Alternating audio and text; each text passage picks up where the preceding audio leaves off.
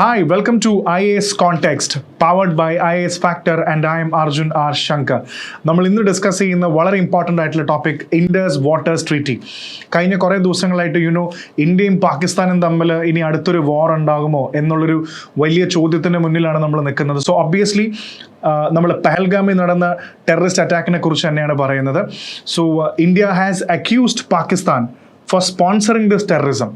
ഇത് സ്പോൺസർ ചെയ്തു എന്നാണ് പറയുന്നത്. സോ അതുകൊണ്ട് തന്നെ ഇന്ത്യ പാകിസ്ഥാൻ വാർ ഉണ്ടാകുമോ ഇല്ലയെന്ന് അപ്പുറത്തെ ഒരുപാട് കാര്യങ്ങൾ India has suspended a lot of things വിത്ത് പാകിസ്ഥാൻ. അതിൽ പ്രധാനപ്പെട്ട കാര്യം ഇൻഡസ് വാട്ടേഴ്സ് ട്രീറ്റി എന്ന് പറയുന്ന 1960 തൊട്ട് നിലനിൽക്കുന്ന ഈ ട്രീറ്റിനെ India has put this treaty on abeyance എന്നാണ് പറയുന്നത്. So what you mean by that?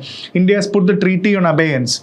അപ്പോൾ ഈ കോണ്ടെക്സ്റ്റിൽ ഇത്രയും വർഷമായിട്ട് നിലനിൽക്കുന്ന ഒരു ട്രീറ്റി, ഗ്ലോബലി തന്നെ ഏറ്റവും വലിയൊരു hallmark of A long standing treaty ആയിട്ട് കണക്കാക്കപ്പെടുന്നത് ഒരു ട്രീറ്റിയാണ് ഇൻഡസ് വാട്ടേഴ്സ് ട്രീറ്റി, ഇന്ത്യയും പാകിസ്ഥാനും തമ്മിൽ. ഈ ട്രീറ്റി എന്താണ് ശരിക്കും റിവേഴ്സ് എന്ന് പറയുമ്പോൾ ഇൻഡസ്, ജേലം, ചെനാബ്, രവി, ബിയസ്, സത്ലജ്, ഈ റിവേഴ്സ്, ഈസ്റ്റേൺ റിവേഴ്സും വെസ്റ്റേൺ റിവേഴ്സും ഇന്ത്യ എന്തൊക്കെ ഷെയർ ചെയ്യുന്നു, പാകിസ്ഥാൻ എന്തൊക്കെ ഷെയർ ചെയ്യുന്നു, ഇത്രയും വർഷമായിട്ട് എന്തൊക്കെ പ്രശ്നങ്ങളാണ് ഇൻഡസ് വാട്ടേഴ്സ് ട്രീറ്റിയിൽ ഉള്ളത്, ഈ പറയുന്ന എല്ലാ കാര്യങ്ങളും നമുക്ക് ഇന്ന് ഡിസ്കസ് ചെയ്യാം in this IAS context.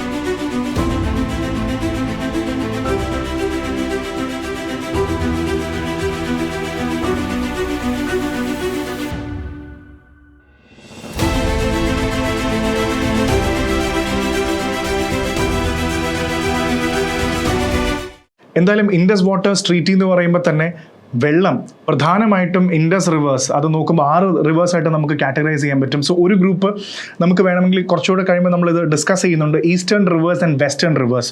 So obviously eastern river, അതിൽ റൈപ്പാരിയൻ സ്റ്റേറ്റ് എന്താണ്, അപ് സ്ട്രീം, ഡൗൺ സ്ട്രീം എന്ന കോൺസെപ്റ്റ്സ് ഒക്കെ നമുക്കിതിനകത്ത് മനസ്സിലാക്കാം. എന്തായാലും ഇൻഡസിൽ കുറേ നദികളുണ്ടെന്ന് മനസ്സിലാക്കി വെക്കുക. അതിൽ ഇൻഡസ്, ജേലം, ചെനാബ് ആൻഡ് രവി, ബിയസ്, സത്ലജ്, ഈ റിവേഴ്സ് ആരാണ് ഈക്വലി ഷെയർ ചെയ്യുന്നത്, അല്ലെങ്കിൽ ഈ റിവറിൻ്റെ വെള്ളം എങ്ങനെയാണ് ഇന്ത്യ ഷെയർ ചെയ്യുന്നത്, പാകിസ്ഥാൻ എടുക്കുന്നത്. അപ്പോൾ ഇതിൽ വെള്ളത്തിന് ഡിപ്പെൻഡ് ചെയ്തിട്ടാണല്ലോ ഒരുപാട് ഇൻഡസ്ട്രീസും കാര്യങ്ങളൊക്കെ എക്സിസ്റ്റ് ചെയ്യുന്നത്.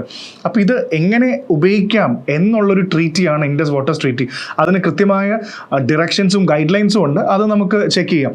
പക്ഷേ ഇതിൽ നമ്മൾ ഡിസ്കസ് ചെയ്യേണ്ട പ്രധാന പോയിന്റ് എന്ന് പറഞ്ഞാൽ, എന്തായാലും ഇന്ത്യ ഇങ്ങനൊരു സ്റ്റാൻഡ് എടുത്തപ്പോൾ പാകിസ്ഥാൻ എങ്ങനെയാണ് ഇതിൽ എഫക്റ്റഡ് ആയി എന്നുള്ള ഒരു സംഭവം മനസ്സിലാക്കുന്നത് വളരെ ഇമ്പോർട്ടൻ്റ് ആണ്. So how deeply is Pakistan affected by the abeyance? ഈ അബേയൻസ് എന്ന് പറയുമ്പോൾ നേരത്തെ ഞാൻ പറഞ്ഞു, India has put the treaty on abeyance എന്ന് പറഞ്ഞാൽ ഈ ട്രീറ്റി അവസാനിപ്പിച്ചിട്ടോ അല്ലെങ്കിൽ ടെർമിനേറ്റ് ചെയ്തിട്ടോ ഒന്നുമില്ല, തൽക്കാലത്തേക്ക് ഹോൾഡിലിട്ടിരിക്കുകയാണ്. അതായത് വെള്ളം ഡിസ്ട്രിബ്യൂട്ട് ചെയ്യണോ വേണ്ടയോ എന്നുള്ളതെല്ലാം അതുമായിട്ട് ബന്ധപ്പെട്ട കാര്യങ്ങൾ ഹോൾഡിലിട്ടിരിക്കുകയാണ്. സോ ഇതെങ്ങനെ പാകിസ്ഥാൻ ഇമ്പാക്റ്റ് ചെയ്യുന്നു പറഞ്ഞു കഴിഞ്ഞാൽ, യു ക്യാൻ ജസ്റ്റ് ഇമാജിൻ, ഈ ട്രീറ്റിയുടെ ഭാഗമായിട്ട് ഇന്ത്യയും പാകിസ്ഥാന് കൃത്യമായി വാട്ടർ ഫോർകാസ്റ്റ്, ഫ്ലഡ് ഫോർകാസ്റ്റ്, അതേപോലെ തന്നെ ഹൈഡ്രോളജിക്കൽ ഡേറ്റ, ഹൈഡ്രോളജിക്കൽ ഇൻസ്പെക്ഷൻസ്, ഇവിടെയുള്ള ഡാമുകളുടെ കാര്യങ്ങൾ, ഇതെല്ലാം കൃത്യമായ ഡേറ്റാസും ഈ പറയുന്ന ഫോർകാസ്റ്റും ഇന്ത്യ കൊടുത്തിരുന്നു. പക്ഷേ ഇപ്പോൾ when India has actually put the things on abeyance, ഇവിടെ വരുന്നത് എന്താണെന്ന് വെച്ചാൽ ഈ ഡേറ്റ ഒന്നും പാകിസ്ഥാൻ ഇല്ല. സോ അത് ഡെഫിനറ്റ്ലി വലിയൊരു അവയർനെസ് അല്ലെങ്കിൽ അതിൻ്റെ ഒരു കറക്റ്റ് ഡേറ്റ ഇല്ലാത്തതിൻ്റെ ബുദ്ധിമുട്ട് പാകിസ്ഥാനുണ്ട്. അടുത്തത്, more than 80% of production or 80% of food production which is happening, ഇതെല്ലാം ഈ ഏരിയയിൽ നിന്നും അല്ലെങ്കിൽ ഈ വെള്ളത്തിൽ നിന്നും ഡിപ്പെൻഡൻ്റ് ആണ് പാകിസ്ഥാന് വേണ്ടി. So you can actually see more than 45% of agriculture എന്ന് പറയുന്നത് ആൾക്കാർ അഗ്രികൾച്ചറിൽ ഡിപ്പെൻഡൻ്റ് ആണ്. അതിൽ തന്നെ you can actually take a look at that. More than 80% of the food production in Pakistan is dependent on the waters. ഈ വെള്ളത്തിലാണ് ഡിപ്പെൻഡ് ചെയ്തിരിക്കുന്നത്. ആൻഡ് ഇത് നോക്കുമ്പോൾ ഏകദേശം it is almost 20 to 25% of the GDP ആണ് പാകിസ്ഥാൻ്റെ. അപ്പോൾ ഇത്രയും വെള്ളമില്ലെങ്കിൽ almost 20 to 25% of Pakistan GDP affected ആവുമെന്ന് പറഞ്ഞാൽ അത് ചെറിയൊരു കാര്യമല്ല. ആൻഡ് ഓൾമോസ്റ്റ് ഇവിടുത്തെ ഫാമേഴ്സ് പറയുന്നുണ്ട്, ആ ഈ റീജിയനിൽ താമസിക്കുന്ന ഫാമേഴ്സ് പറയുന്നുണ്ട്, ഇങ്ങനെയാണ് പോക്കെങ്കിൽ ഡെഫിനറ്റ്ലി ഒരു ഥാർ ഡെസേർട്ടായി മാറും വെള്ളമില്ലെങ്കിൽ.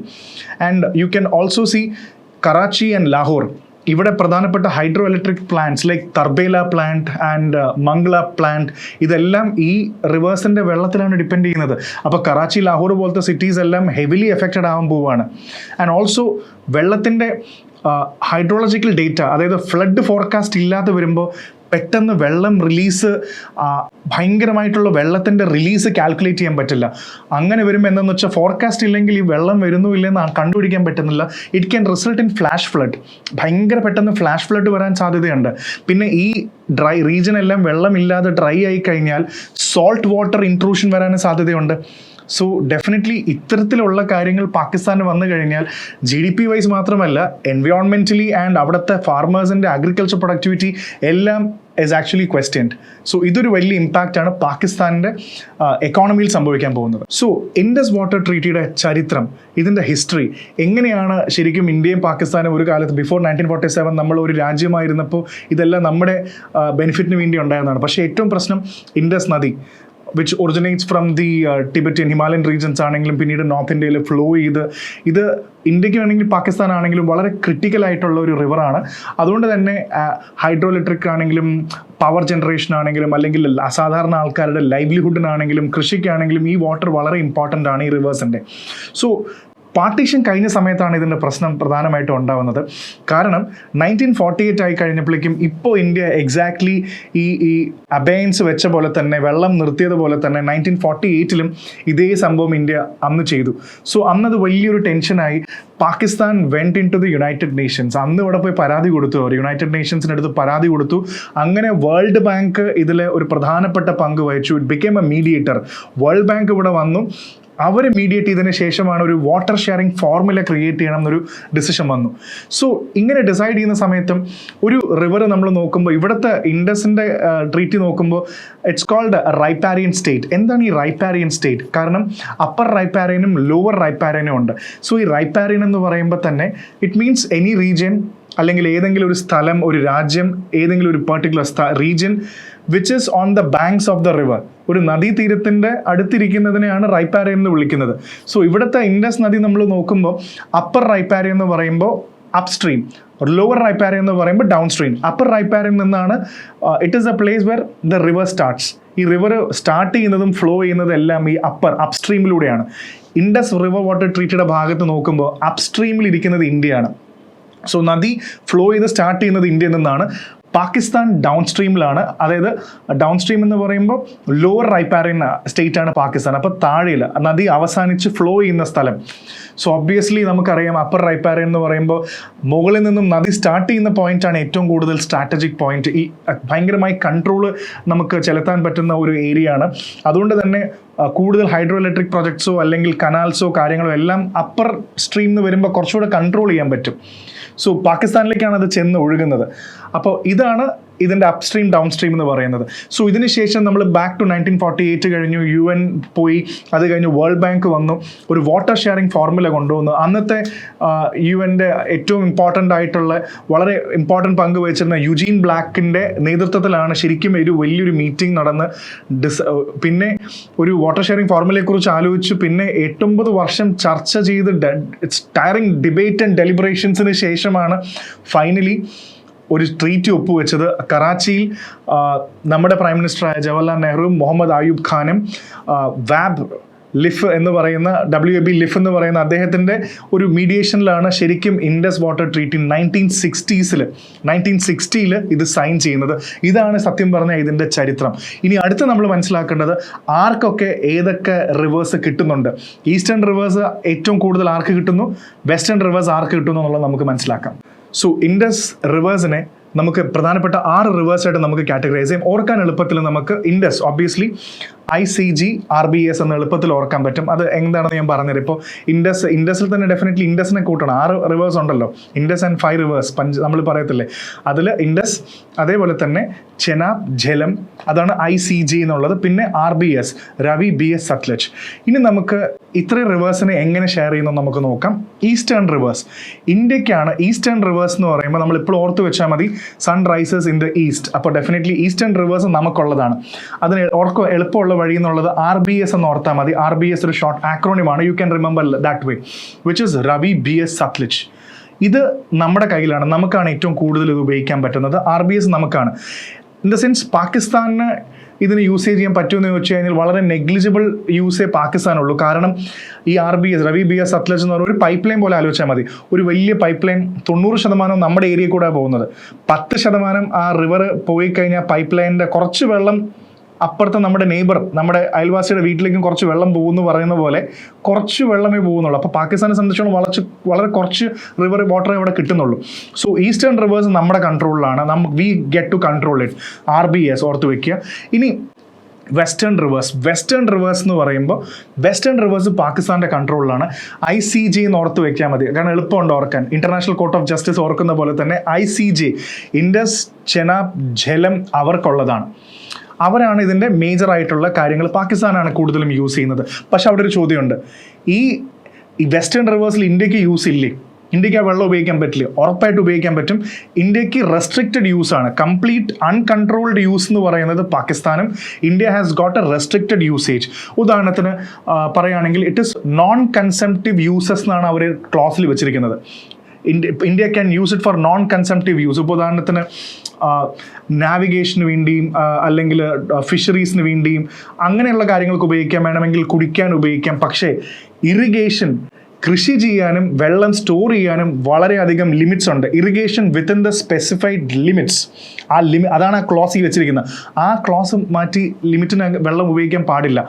പിന്നെ ഇറിഗേഷൻ ആൻഡ് വെള്ളം ഡൈവേർട്ട് ചെയ്യാൻ പാടില്ല.